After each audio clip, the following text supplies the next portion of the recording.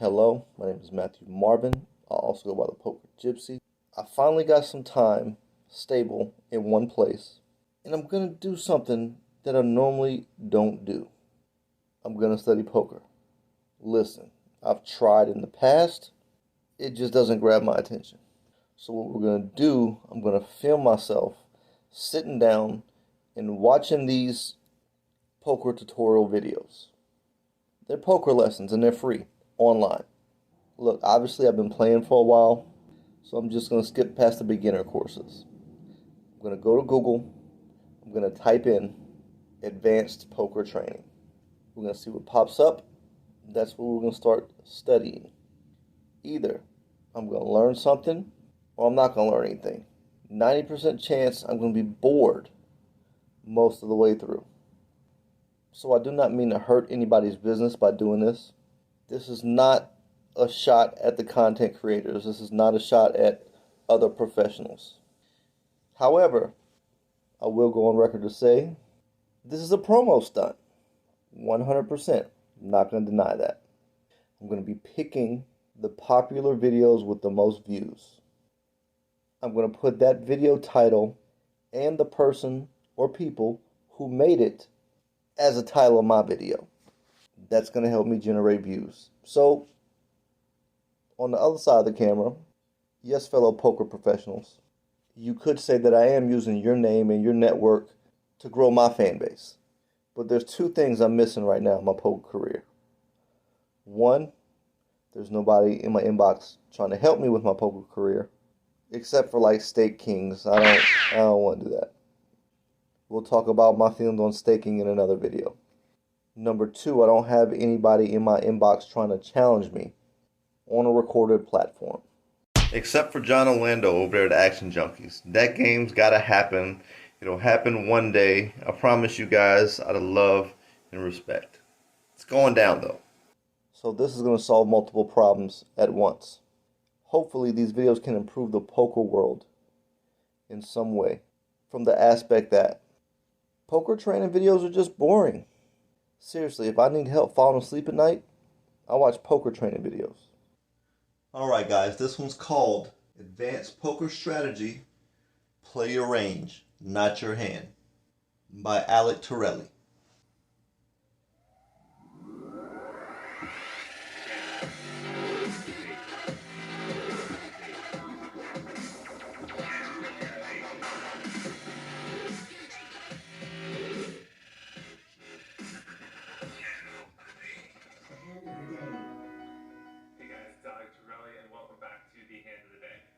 I just want to start by saying thank you so much to everybody that's been participating in the new...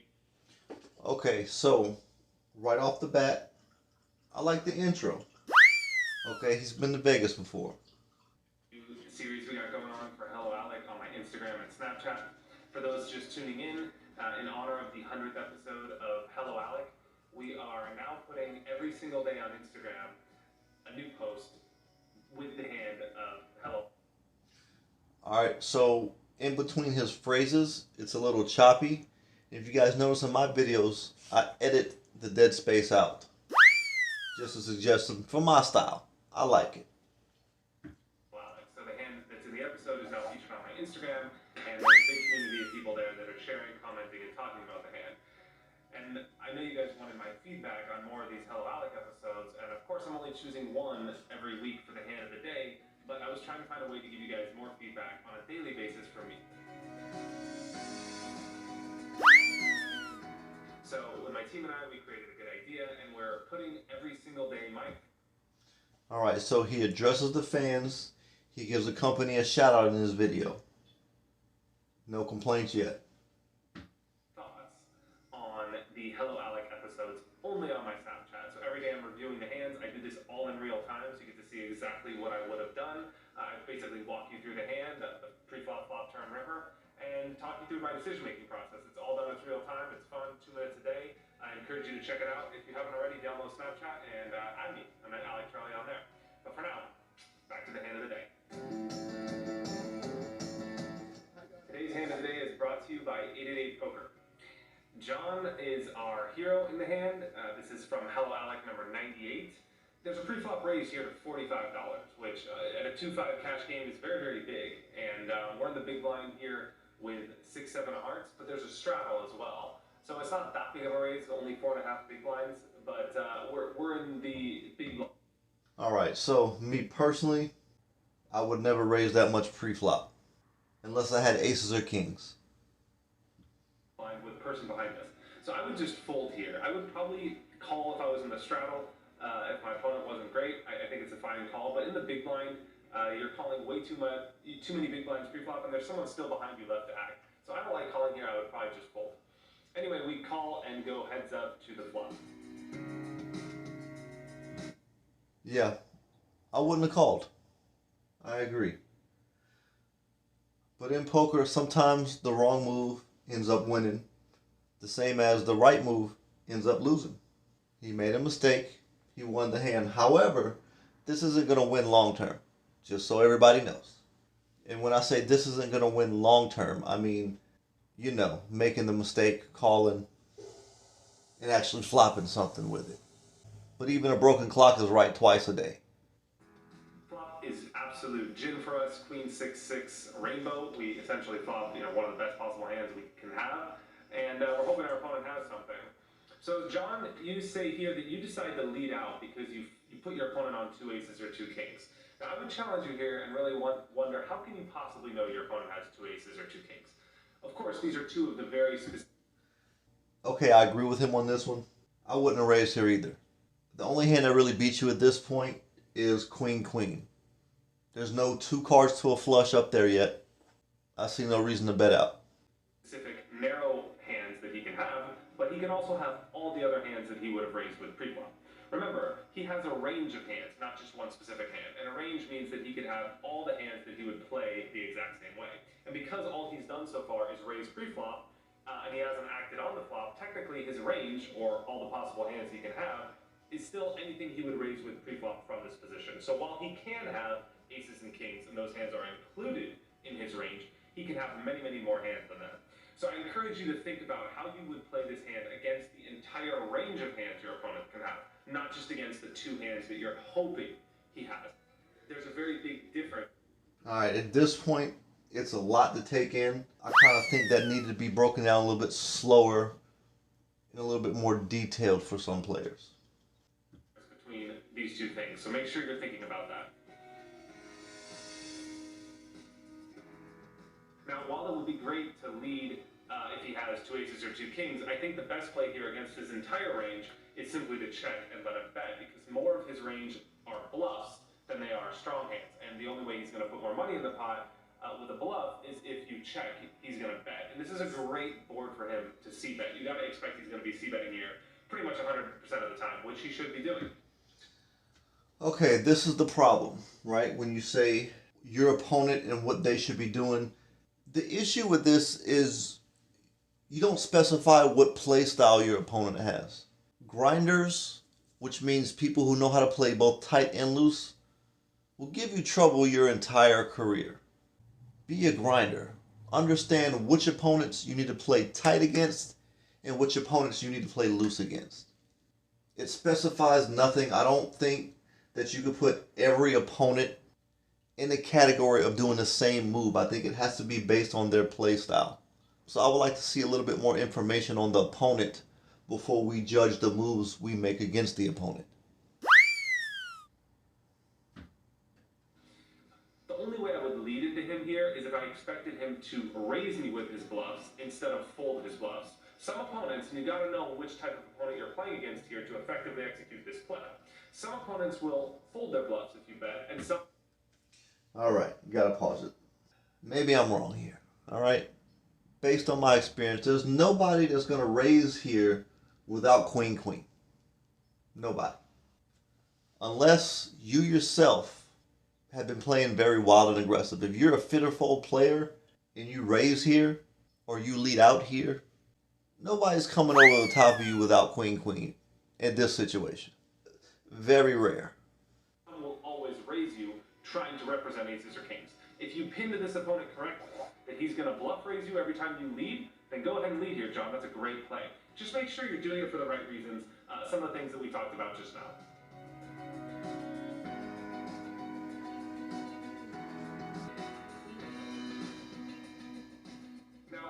is okay, but the thing about calling here is you really can't have any bluffs. When you lead the flop and then call a raise, you have to suspect that your opponent could have what he's representing, which is something like aces or kings.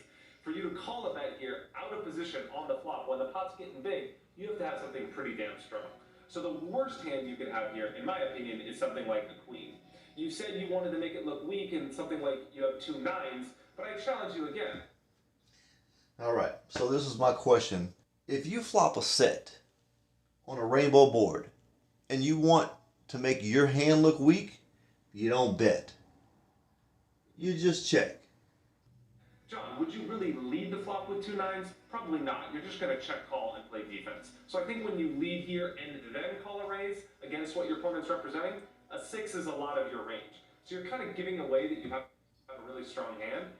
Or if you do have a queen, you know, your hand is sort of face up. So your range is very narrow, and I think in order to keep bluffs in your range, you might want to consider even 3-betting this flop here and trying to represent a 6, which is what you would do if you were bluffing.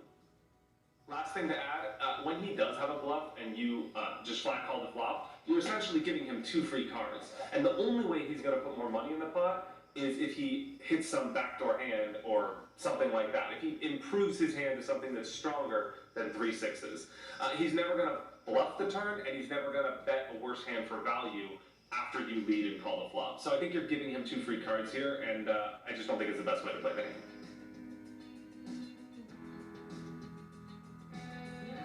Turn comes to 10 of clubs, you check, he checks behind. I think that's pretty standard. I think, you know, it's going to go check so much of the time on the turn, just for a lot of the reasons we said on the flop.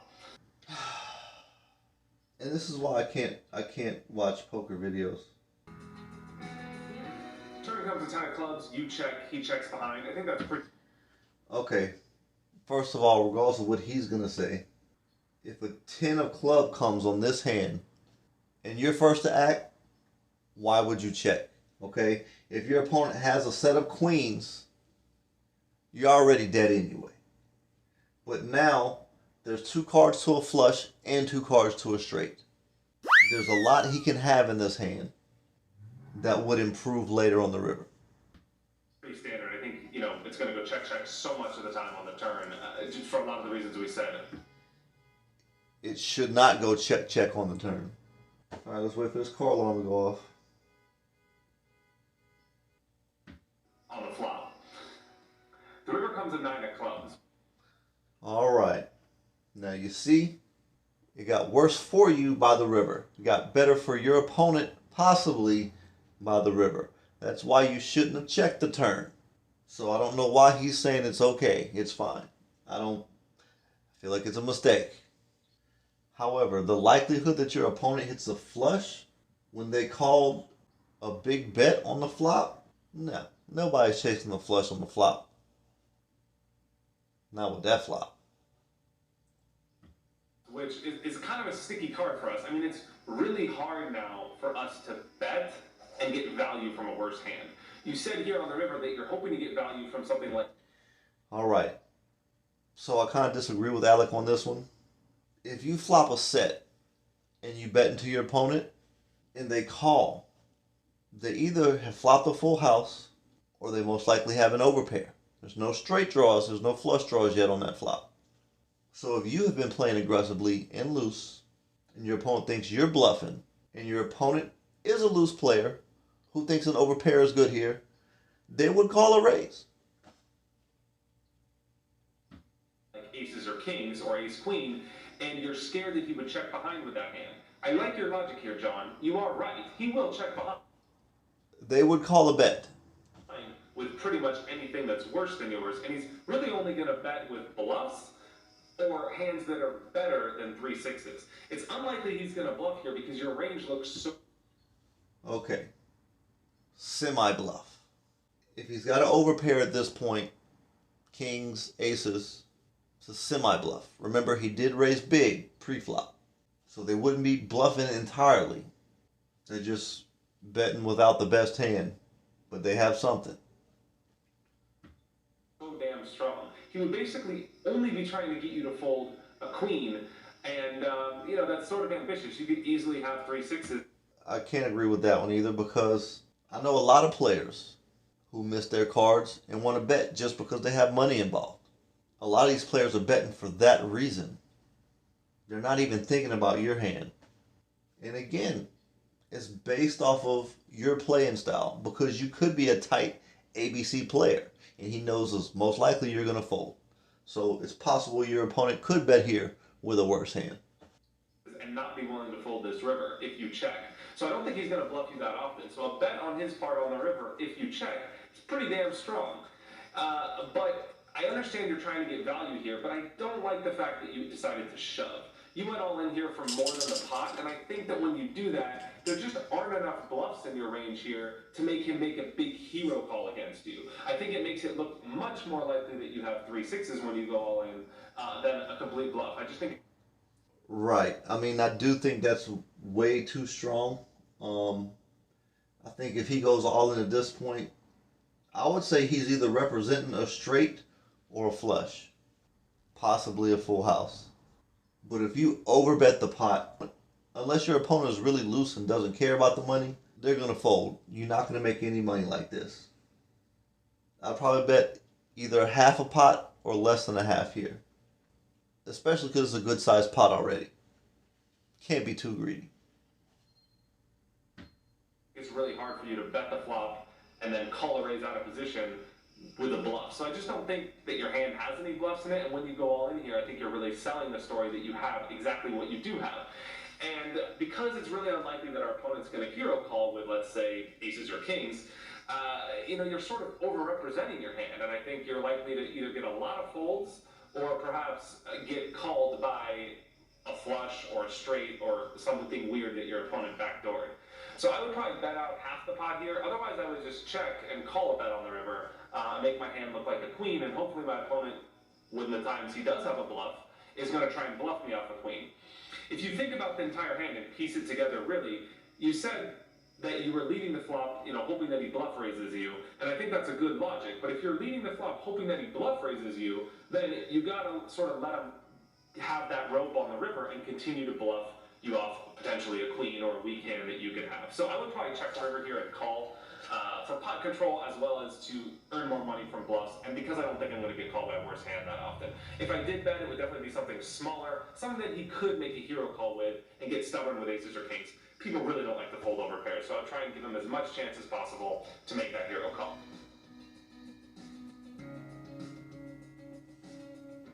John, great hand, a lot of analysis here. I hope you took something from it. That's it for the 888 Poker Hand of the Day, and I will see you guys next week. In the meantime, definitely check out my Snapchat. Add me on Alex Torelli. You'll have Hand of the Days every day that you're not here, so in case you miss me, you can find me there.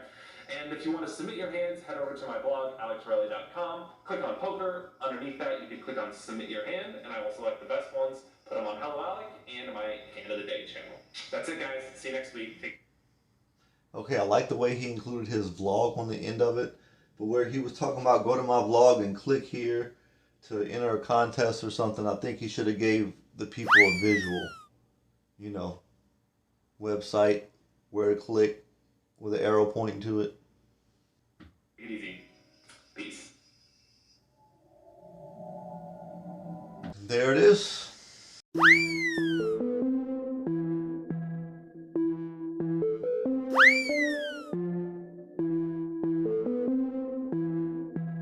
Now, I do understand that the game evolves, and this is an older video. I also understand that I don't have the credentials to challenge Alec Torelli.